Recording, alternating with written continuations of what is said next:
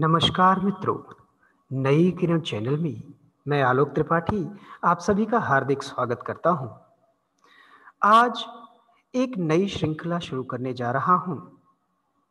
एक ऐसे उपन्यास की श्रृंखला जिसको पढ़ने के बाद हर बार मुझे ऐसा लगता था कि कहीं ये मेरी ही कहानी तो नहीं।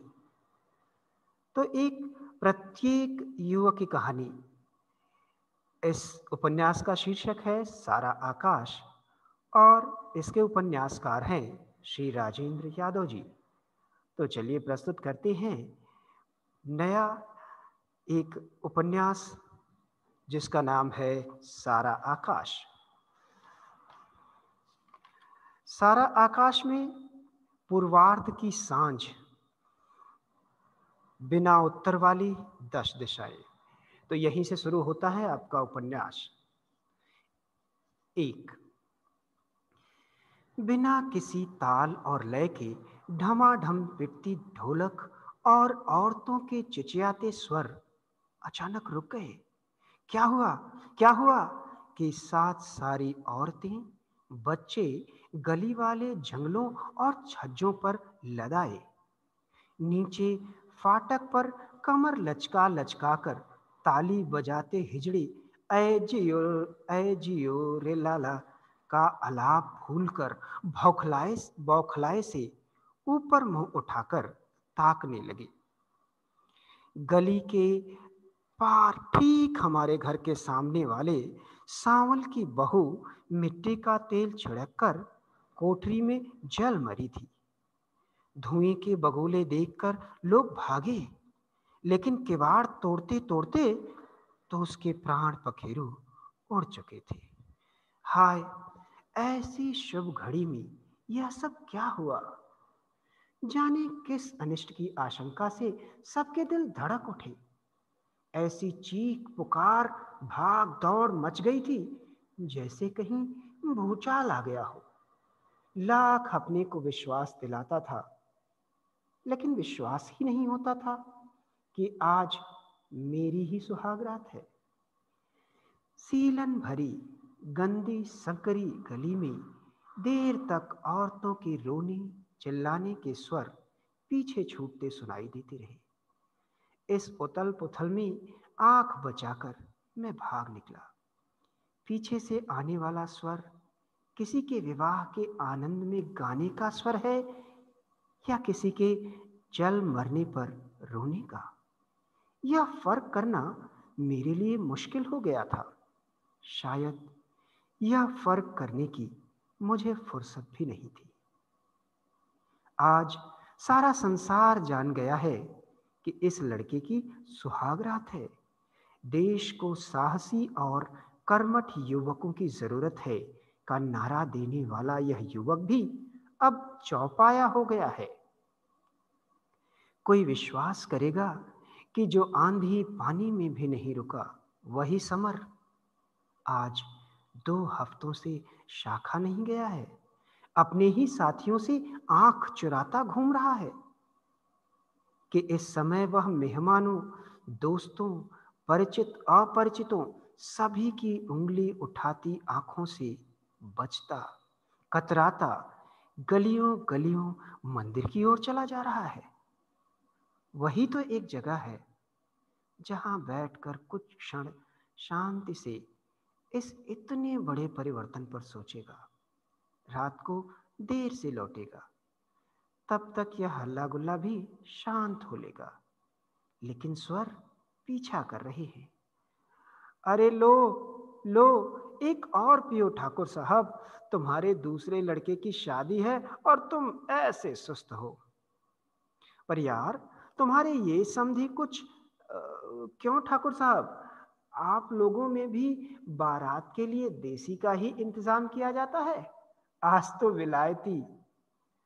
झलझलाया हुआ चेहरा, कीचड़ भरी आंखें, लड़खड़ाती जुबान, भप्पारे छोड़ती शराबी सांसें। मांडे के नीचे पगड़ी को संभालते बाबूजी दहाड़ रहे थे। हमारे साथ धोखा किया गया, हमारे साथ धोखा किया गया। उठो उठो, फेरों का वक्त हो गया। सोना ही है तो जाकर जनवासे में सोना।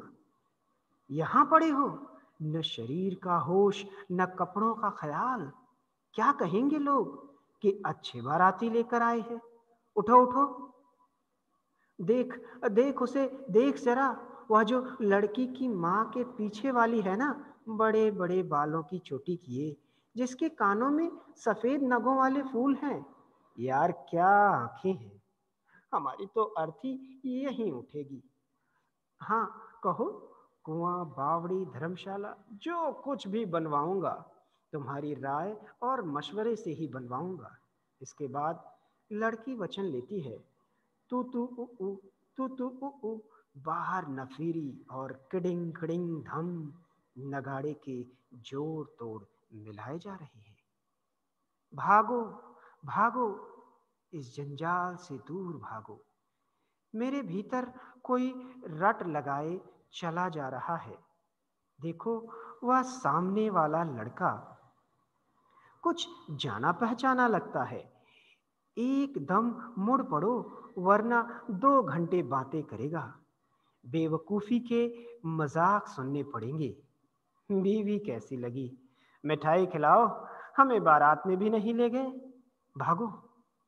कैसा बोझिला प्रारंभ है जिंदगी का। मन होता है सब कुछ छोड़ छाड़ कर कहीं दूर अनजानी जगह भाग जाऊं। कल ही अखबारों में निकलेगा, बेटा तुम्हारी माँ की तबीयत बहुत खराब है। अब हमें कोई शिकायत नहीं। आसपास कहीं भी तो कोई गति नहीं है। लगता है जैसे कोई भारी ट्रक किसी रेतीली और फुसफुसी धरती में जाकर फंस गया है। इंजन धू धू कराहता है, घर घर पहिए घूमते हैं, लेकिन ट्रक वहीं खड़ा है और पहाड़ जैसे बगुले आसमान तक छा गए हैं। कुछ भी नहीं दिखता। दिशाएं खो गई हैं। शक्ति जवाब दे गई है। सांस घुटती है और जी घबरा घबरा कर रह जाता है। वातावरण में छाई यह धूल, धूल, गतिहीन धूल। गोधूली के बाद का कोहरा चारों ओर छाया था। मैंने मंदिर के खंभे से माथा टेक दिया। जाने क्या भारी भारी था सिर में। संगमरमर के सुंदर काले सफेद टुकड़ों से बनी शतरंजी ठाकुर जी के सामने वाले द्वार तक चली गई। खंभों की 2 कतारें और उन पर टिका बड़ा भारी हॉल। बीचों बीच मूर्ति के सामने मंजीरा, मृदंग, हारमोनियम, सितार इत्यादि लेकर गाते हुए कुछ भक्त लोग। मेरे तो गिरधर गोपाल, अरे हाँ, मेरे तो गिरधर गोपाल। आसपास गूंजते भक्त के उद्गार। जय बंसरी वाले की, जय नंद के लाले की, नमामि भक्त वत्सलम। गूंजती सांझ, लोबान और अगरबत्ती की छाई गंध, धुंधली रोशनियां। कोई मुझे बताओ, मैं क्या करूं। खंभे से टेक लगाए मैं बाहर की सीढ़ियों पर ही बैठा रहा। मुझ में भागने का भी तो साहस नहीं है। काश उस समय 15 दिन को ही कहीं कलकत्ता, बंबई, पूना, हरिद्वार कहीं भी भाग गया होता तो यह सब क्यों होता। तब तो बस रोता और गिड़गिड़ाता रहा। मेरे पाँव में चक्की मत बांधो, मेरे पाँव में यह चक्की मत बांधो। मुट्ठी में पसीजता हरी चूड़ियों वाला हाथ और आटे का गोला लिए चुपचाप बैठा भीतर से क्रम क्रम से आती दोनों आवाजें सुनता रहा। अब भी समय है, उठ भाग। और हाय भगवान, यह जाने किसको मेरे गले में बांधा जा रहा है। धुंधलाली लपटों के आसपास डगमगाते कदमों से नापे गए वे 7 फेरे। पंडित जी, पंडित जी, जाने क्या क्या कहे जा रहा था। याद आया था, इसी तरह तो पुरोहित ने कहा होगा, सावधान। और उसे चेतावनी समझकर समर्थ गुरु रामदास मांडा छोड़कर उठ भागे थे। अब तो इस घर में बहू आनी ही चाहिए। बड़े की बारात गई थी, उसे 8 साल से ऊपर हो गया। सगे संबंधी कहते, अम्मा रोज मनाती, वह कौन सा दिन होगा जब देहली पर छोटी बहू का पांव पड़ेगा। बाबूजी सुनाते, इस मुन्नी के ब्याह में 7-8 हजार का कर्जा हो गया है। अब ये लड़के की कुछ करे तो हो, मेरे बस का नहीं है। अपना सुख, अपना स्वार्थ, अपना संतोष, बस यही हमारे घर की रीति है। दूसरा मरे पिसे उनकी बला से, न दूसरे की इच्छा है न जान। बड़े बूढ़े समझते हैं दुनिया जैसे उनके जमाने में थी वैसी ही चलनी चाहिए, नहीं तो रसातल में चली जाएगी। अजी साहब, लड़कों की भी अपनी कोई इच्छा होती है, समझते ही क्या है। हमने दुनिया देखी है और सच बात यह है कि नाक के आगे उन्हें कुछ दिखता ही नहीं है।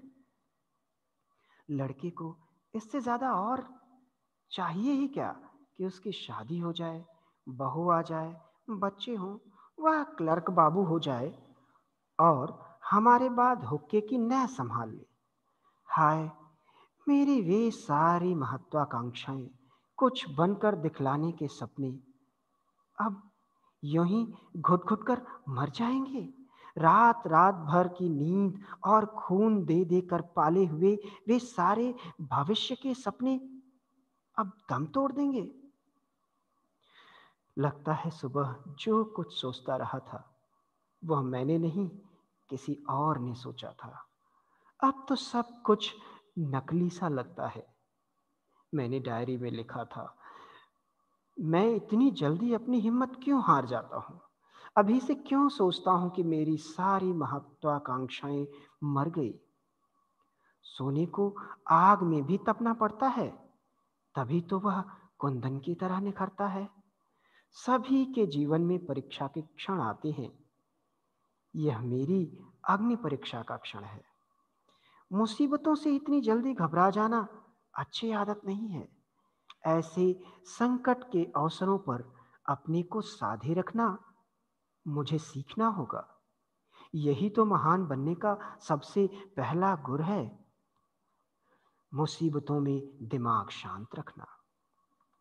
नेपोलियन युद्ध के मैदान में खत लिखा करता था, मुझे इस बात को कभी नहीं भूलना है कि मुझे कुछ बनना है, कुछ बनना है जिसके सामने दुनिया झुके, जिसकी एक बात देश के लिए आज्ञा हो, जो भारत माता को इन विदेशी म्लेच्छों के चंगुल से मुक्त कर सके।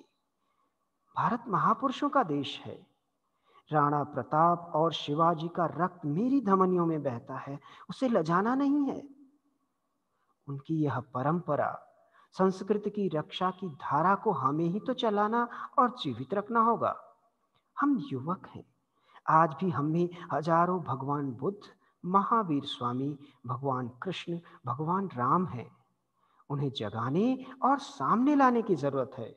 हमारी ही शक्तियां आज हनुमान, भीम और भीष्म पितामह को पैदा कर सकती हैं। मेरे सामने आज परीक्षा का काल है, हमेशा तो रहेगा नहीं।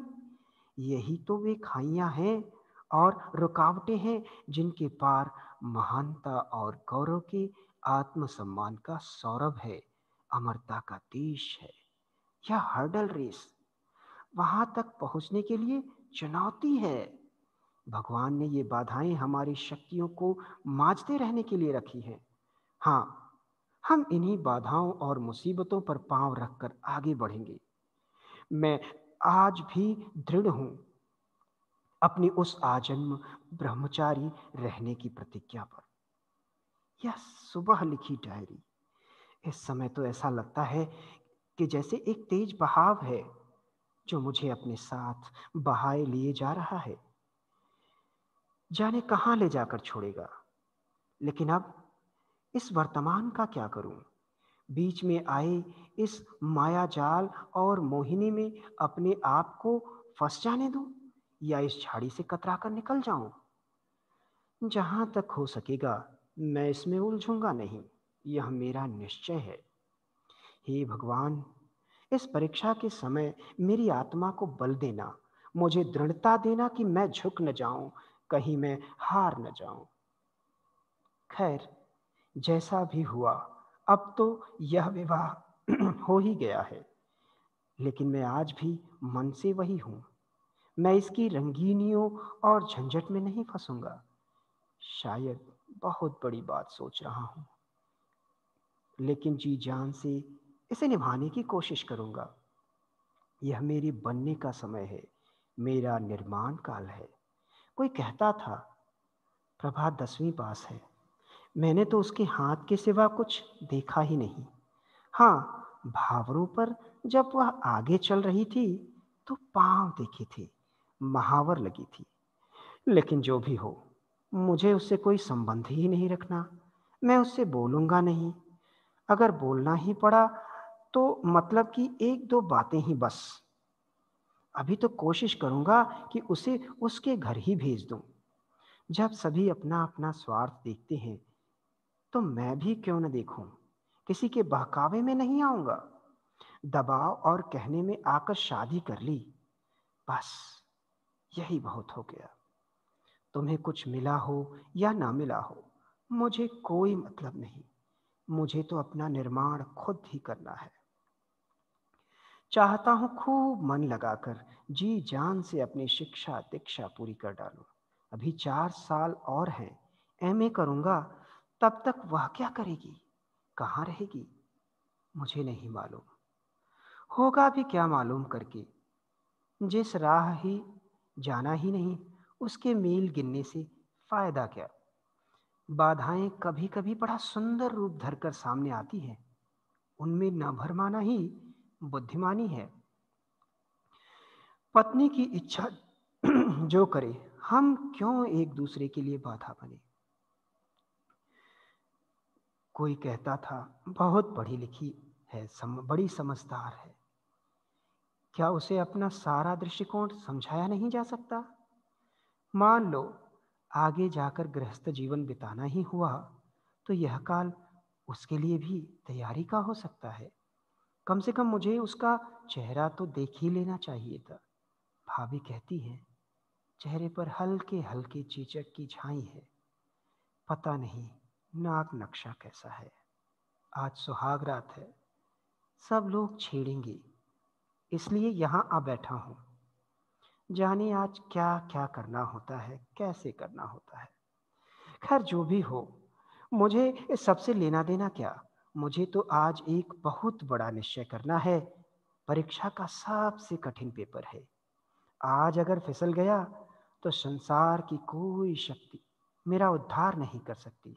और अगर आज निकल गया, तो एक साथ सारे सिरदर्द से पीछा छूट जाएगा। एकदम ना बोलने की बात तो शायद संभव न हो। हाँ, मैं उससे कहूँगा, देखिए, हम लोग काफ़ी समझदार हैं। माँ-बाप जैसे भी हैं या जो भी कर सकते हैं उन्होंने कर दिया। लेकिन अपना आगा-पीछा तो हमें ही देखना है। सबसे पहले तो हमें अपनी शिक्षा पूरी करनी होगी। लेकिन यह सब सुनकर अगर वह रोने लगी तो? कहीं ऐसा तो नहीं होगा कि उसके खारे आँसू मेरी दृढ़ता की सारी धरती को ही गला डालें? नहीं, नहीं। भगवान बुद्ध को यशोधरा का सौंदर्य बांध कर नहीं रख पाया। गोपियों के प्यार ने कृष्ण को योगीराज बनने से नहीं रोका। अच्छा, क्यों जी? पत्नी क्या सदैव ही बाधा होती है? राम की शक्ति को क्या सीता से अलग किया जा सकता है? राजपूताने की क्षत्राणियों ने ही क्या खुद अपने सुहागों को रण में नहीं भेज दिया था? लेकिन मैं तो बहुत कमजोर हूं। अपने को उस रूप में ढाल लूं, तभी तो यह हो सकेगा। तब तक मेरी उपेक्षा मेरा अस्त्र होगी और उदासीनता मेरी ढाल। आंसुओं और वासना के इस दलदल में काफी पांव जमा जमा कर मुझे चलना होगा। साक्षी रहे यह भगवान की मूर्ति। हे भगवान, मुझे शक्ति दे, संयम दे, सद्बुद्धि दे कि मैं अपने आप को सही मार्ग पर लिए चलूं। जो मेरे साथ रह सके वह रहे, पीछे छूट जाने वाले के मोह में पड़कर मुझे रुकना न पड़े। मैं गुनगुनाने लगा, वह शक्ति हमें दो दया निधि, कर्तव्य मार्ग पर डट जाएं, तभी चौंक कर दिखा। भजन बंद होकर कीर्तन शुरू हो गया था। तो ये थी शुरुआत, जो सारा आकाश उपन्यास का प्रारंभ थी। आशा करता हूँ कि यह उपन्यास आप सभी को पसंद आएगा। अब इससे जुड़ा अगला अध्याय हम फिर सुनेंगे। तब तक के लिए अपने मित्र आलोक को इजाज़त दीजिए, लेकिन मेरे चैनल को लाइक करना और सब्सक्राइब करना मत भूलिएगा। धन्यवाद।